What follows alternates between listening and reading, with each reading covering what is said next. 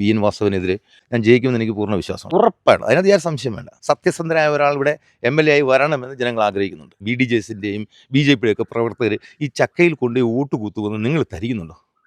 അപ്പം നാളെ ഇവർ പറയാം മാങ്ങയാണ് നിങ്ങളുടെ ചിഹ്നം, നിങ്ങൾ ഇതേ കുത്തിക്കൂ, അല്ലെങ്കിൽ നാളെ കഴിഞ്ഞ് പറയാം തേങ്ങയാണ് നിങ്ങൾ ഇതേ കുത്തിക്കുന്നത്. ഇതാണോ രാഷ്ട്രീയം? ഇപ്പോൾ UDF ക്ഷണിച്ചിട്ടുണ്ട്, LDF ക്ഷണിച്ചിട്ടുണ്ടെന്നും പറഞ്ഞ് ഞാൻ അങ്ങനെയൊന്നും പോകത്തില്ല, അങ്ങനെ എങ്ങും പോയിട്ടുമില്ല. ഏറ്റുമാനൂരെ സ്വതന്ത്ര സ്ഥാനാർത്ഥിയായ രാജ്മോഹൻ കൈമൾ വെട്ടിക്കുളങ്ങരയാണ് ഇപ്പോൾ നമുക്കൊപ്പം ചേരുന്നത്. ഇദ്ദേഹം മുൻപും വാർത്തകളിൽ നിറഞ്ഞിട്ടുള്ള വ്യക്തിയാണ്. കോട്ടയം തിരുവാർപ്പിൽ വെട്ടിക്കുളങ്ങര ബസ്സിന് CITUക്കാർ കൊടികുത്തിയതൊക്കെ അന്ന് വലിയ വിവാദമായതാണ്. ആ വെട്ടിക്കുളങ്ങര ബസ്സുകളുടെ ഉടമ കൂടിയാണ് രാജ്മോഹൻ.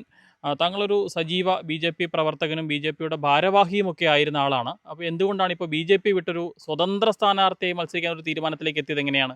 എനിക്ക് ഇനിഷ്യലി വളരെ പ്രതീക്ഷയുണ്ടായിരുന്നു. 2020 ഒക്കെ BJPയോട് ചേർന്നു BDJs കൊണ്ടപ്പം വലിയ ഒരു നല്ല മത്സരം കാഴ്ചവെക്കുമെന്നും, പ്രത്യേകിച്ച് അമ്പലക്കൊള്ളക്കാരനായ വി.എൻ. വാസവനെതിരെ അതിശക്തനായ ഒരു സ്ഥാനാർത്ഥിയെ നിർത്തുമെന്നുള്ള പ്രതീക്ഷ ഉണ്ടായിരുന്നു എനിക്ക്. കാരണം നമ്മൾ ഇതിനു വേണ്ടി ഒരുപാട് യാതനകൾ അനുഭവിച്ചൊരു വ്യക്തിയാണ്. അതായത് ശബരിമല സ്ത്രീ പ്രവേശന വിഷയത്തിലൊക്കെ സമരത്തിൽ കേസുകളൊക്കെ നിലവിലുള്ള ഒരുപാട് പ്രശ്നങ്ങൾ ഞാൻ ഇതിനുവേണ്ടി, അതുപോലെ വിശ്വാസ സമൂഹത്തിന് വേണ്ടി ഈ വി.എൻ. വാസവൻ്റെയൊക്കെ ഫോട്ടോ പതിച്ച ഫ്ലെക്സ് കൊണ്ട് ക്ഷേത്രത്തിൻ്റെ നമ്മൾ തൊഴാൻ കൂപ്പുന്നിടത്ത് കൊണ്ട് വെച്ചപ്പോൾ അത് പുറത്തെടുക്കാൻ വേണ്ടി ഒറ്റയാനായി സമരം നയിച്ച ഒരാളാണ് ഞാൻ. ആ സമരത്തിൽ ഹൈക്കോടതി ഇടപെടുകയും ഈ ഫ്ലെക്സുകളെല്ലാം പുറത്തെടുക്കുകയൊക്കെ ചെയ്തതാണ്. അപ്പം നമ്മൾ വ്യക്തമായ കാഴ്ചപ്പാടുകൂടിയായിരുന്നു BJPയിൽ പ്രവർത്തിച്ചുകൊണ്ടിരുന്നതൊക്കെ തന്നെ. പക്ഷേ ഇപ്പോഴത്തെ ചില നിലപാടുകൾ കാണുമ്പോൾ, ഉദാഹരണം പറഞ്ഞാൽ ഇപ്പം ഈ 2020 സീറ്റ് കൊടുക്കുന്ന ഒരു സംവിധാനം, സത്യസന്ധമായി പറഞ്ഞാൽ അവർ എന്നെ സമീപിച്ചതാണ് 2020 സ്ഥാനാർത്ഥി നിൽക്കുന്നത്. അവരുടെ തൃക്കാക്കരയുള്ള ഓഫീസിൽ എന്നെ വിളിച്ച് 7ാം നിലയിൽ ഞാൻ ചെല്ലുമ്പോൾ ഈ പറയുന്ന ഇപ്പോൾ നിലവിൽ സ്ഥാനാർത്ഥി നിൽക്കുന്ന കുട്ടി അവിടെ വെളിയിലിരിപ്പുണ്ട്, ഈ ആതിര എന്ന് പറയുന്ന കുട്ടി.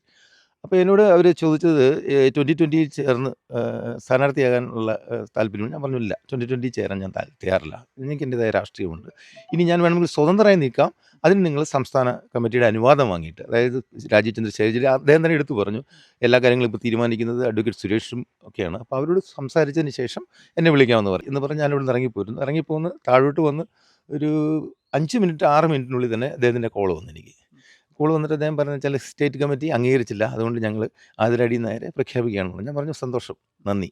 ഇങ്ങനെയാണോ ഒരു സ്ഥാനാർത്ഥി നമ്മൾ ഇതുപോലൊരു സ്ഥാനാർത്ഥിക്കെതിരെ, അതായത് ഏറ്റവും അഴിമതി വീരനെന്നും അമ്പലക്കൊള്ളക്കാരനെന്നും ആഗോള അയ്യപ്പ സംഗമത്തിൻ്റെ സൂത്രധാരൻ, ആലോചിച്ച് നോക്കുക, ഈ ശ്രീ സുകുമാരൻ നായരെയും ശ്രീ വെള്ളാപ്പള്ളി നടേശനെയൊക്കെ കൊണ്ട് പെടുത്തിയ മനുഷ്യനാണ് അദ്ദേഹം. അപ്പോൾ അങ്ങനെ ഒരാൾക്കെതിരെ ഒരു സ്ഥാനാർത്ഥി നിർത്തുമ്പം അത് ശക്തനായ, ഇപ്പോൾ ഏറ്റുമാനൂരിനെ പോലുള്ള ഒരു ശക്തനായ സ്ഥാനാർത്ഥിയൊക്കെ ഇവിടെ ഉള്ളതാണ്. അതുപോലെ BDJസിൻ്റെ നല്ല നേതാക്കന്മാരുണ്ട് ഇവിടെ. AG തങ്കപ്പൻ ഇപ്പോൾ അദ്ദേഹം 27,000 വോട്ട് പിടിച്ച് മണ്ഡലമായത്, A ക്ലാസ് മണ്ഡലമാണ്. ആ മണ്ഡലമാണ് നശിപ്പിച്ചിപ്പം ഒന്നും ഇല്ലാതാക്കി. ഏറ്റുമാനൂർ മണ്ഡലത്തിൽ NDA ശക്തനായ ഒരു സ്ഥാനാർത്ഥിയെ നിർത്താത്തിൽ പ്രതിഷേധിച്ചാണ് താങ്കൾ സ്വതന്ത്ര സ്ഥാനാർത്ഥിയെ മത്സരിച്ചത്. തീർച്ചയായും അപ്പോൾ ഇനി BJPയുമായി യാതൊരു തരത്തിലുള്ള ബന്ധവും അങ്ങേക്കില്ല.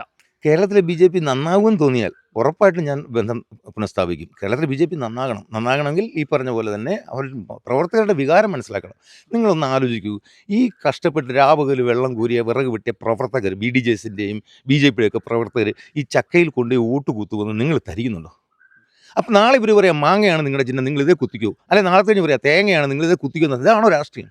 അപ്പോൾ ഒരു നേതൃത്വത്തിന് പ്രവർത്തകരെ അല്ലെങ്കിൽ അണികളെ കൂടെ നിർത്താൻ വേണ്ടിയിട്ട് അവർ ആദ്യം ഇതൊക്കെ ഡിസ്കസ് ചെയ്യും. ഈ ഏറ്റുമാനൂർ അസംബ്ലി നിയോജകമണ്ഡലത്തിൽ സ്ഥാനാർത്ഥിയെ നിർണ്ണയിച്ചത് എവിടുന്നാ? ഞാനായിരിക്കുന്ന സ്ഥലത്തിരുന്ന് 2020 ഓഫീസിലിരുന്ന് ഒരു വ്യവസായിയുടെ ഉദ്യോഗസ്ഥൻ അവിടെ നിന്ന് പ്രഖ്യാപിക്കുകയാണ്. അത് എന്നിട്ട് മൊത്തം കേരളത്തിൽ അല്ലെങ്കിൽ ഏറ്റുമാനൂരിലെ മുഴുവൻ പ്രവർത്തകരെ ഏറ്റെടുക്കുമെന്നൊന്നും ഞാൻ വിശ്വസിക്കുന്നില്ല. വി.എം. വാസവനെ പരാജയപ്പെടുത്തിക്കൊണ്ട് ഏറ്റുമാനൂരിൽ ജയിക്കാൻ പറ്റുമെന്നുള്ളത് തന്നെയാണ് അങ്ങയുടെ പ്രതീക്ഷ? 100%. I M confident about it. അതിൻ്റെ കാരണം എന്ന് വെച്ചാൽ സത്യവും നീതിയും തിരിച്ചറിയാവുന്ന വോട്ടർമാരാണ് ഏറ്റുമാനൂരുള്ളത്. ഈ നാട്ടിലെ ജനങ്ങൾ ഈ പ്രാവശ്യം തീർച്ചയായിട്ടും സത്യത്തിനും നീതിക്കും വേണ്ടി വോട്ട് ചെയ്യും. ഞാൻ ജയിക്കുമെന്ന് എനിക്ക് പൂർണ്ണ വിശ്വാസമാണ്. എത്ര വോട്ട് നേടും ഒരു പ്രതീക്ഷ? നിലവിൽ നമ്മൾ കാൽക്കുലേറ്റ് ചെയ്തിരിക്കുന്ന ഏകദേശം 32,000 വോട്ടോളം നമുക്ക് കിട്ടാൻ സാധ്യതയുണ്ട്. അപ്പോൾ പ്രവർത്തനം തുടങ്ങിയതേ ഉള്ളൂ, ഇന്നലെയാണ് ചിഹ്നം കിട്ടിയത്. അത് വിജയത്തിലേക്ക് തീർച്ചയായിട്ടും കടന്ന് കയറുമെന്ന് എനിക്ക് ഉറപ്പുണ്ട്. ഈ ഏറ്റുമാനൂർ മുൻ വർഷങ്ങളിൽ നടന്നിട്ടുള്ള വികസനത്തെക്കുറിച്ച് പറയുകയാണെങ്കിൽ എന്താണ് അങ്ങയുടെ ഒരു അഭിപ്രായം? എന്താണ്? സത്യസന്ധമായി പറഞ്ഞാൽ 2 വിഭാഗത്തിനാണ് ഇവിടെ വികസനം ഉണ്ടായിരിക്കുന്നത്. ഒന്ന് ബാറുകൾക്ക്, മുട്ടിന് ബാറ് പണിതിട്ടുണ്ട് ഏറ്റുമാനൂർ. രണ്ടാമതുണ്ടായിരിക്കുന്ന കോൺട്രാക്ടർമാർക്ക്. കാരണം ആദ്യത്തെ എസ്റ്റിമേറ്റ് ഇടുന്നതിനേക്കാളും 4 ഇരട്ടി 5 ഇരട്ടി എമൗണ്ട് അവർക്ക് എസ്കലേറ്റ് ചെയ്ത് കൊടുത്തിട്ടാണ് ഓരോ വർക്കും കംപ്ലീറ്റ് ചെയ്യുന്നത്. ഒരു വികസനം എന്ന് പറയുന്നത് നമ്മളൊരു റോഡ് അല്ലെങ്കിൽ പാലം പണിയൊന്നുമല്ല. ഇവിടുത്തെ ജനങ്ങൾക്ക്, ചെറുപ്പക്കാർക്ക് തൊഴിൽ നൽകാൻ എന്ത് സംരംഭം, അവർക്ക് ഓരോ വീടുകൾക്കും റവന്യൂ കിട്ടാൻ എന്ത് സംരംഭം, ഇത്തരം കാര്യങ്ങളാണ് ഞാൻ ദീർഘവീക്ഷണത്തോടെ പ്ലാൻ ചെയ്ത് ഇവിടെ നടപ്പിലാക്കാൻ ആഗ്രഹിക്കുന്നത്. താങ്കളുടെ തിരഞ്ഞെടുപ്പ് ചിഹ്നം എല്ലാവർക്കും സുപരിചിതമാണ്. ടെലിവിഷനാണ് എൻ്റെ ചിഹ്നം. ആരെയും പരിചയപ്പെടുത്തേണ്ട കാര്യമില്ല. ആ TV ചിഹ്നത്തിൽ നിങ്ങൾ വോട്ട് ചെയ്ത് തന്നെ വിജയിപ്പിക്കണം. ഇതൊരു അവസരമായി ഏറ്റുമാനൂരിലെ ജനങ്ങൾ ഇതിനെ കാണണം, എൻ്റെ ഒപ്പം നിൽക്കണം. എനിക്ക് വേണ്ട പൂർണ്ണ പിന്തുണ തന്ന് എന്നെ വിജയിപ്പിക്കുമെന്ന് എനിക്ക് പൂർണ്ണ വിശ്വാസമുണ്ട്. പ്രചരണ പ്രവർത്തനങ്ങളൊക്കെ തുടങ്ങിയിട്ടുണ്ടോ? എല്ലാം ഫ്ലെക്സുകളും ബാനറുകളും ഒക്കെ തുടങ്ങിയിട്ടുണ്ട്. അതുപോലെ തന്നെ എന്നെ അത്ഭുതപ്പെടുത്തിയത് നിരവധി പേര് ഇങ്ങോട്ട് വിളിച്ച് ഞങ്ങൾ പൂർണ്ണ സമയം താങ്കളോട് പ്രവർത്തിക്കാൻ വരാമെന്ന് ഞാൻ ഇന്നുവരെ കണ്ടിട്ടും കേട്ടിട്ടില്ലാത്ത ആൾക്കാർ വരെ എന്നെ വിളിച്ചിട്ടുണ്ട്. അതെനിക്ക് വല്ലാത്തൊരു പ്രചോദനം തന്നിരിക്കുന്നത്. അവരൊക്കെ നിങ്ങൾ കണ്ടു കാണും, വീട്ടിൽ വന്ന് തുടങ്ങി കഴിഞ്ഞു.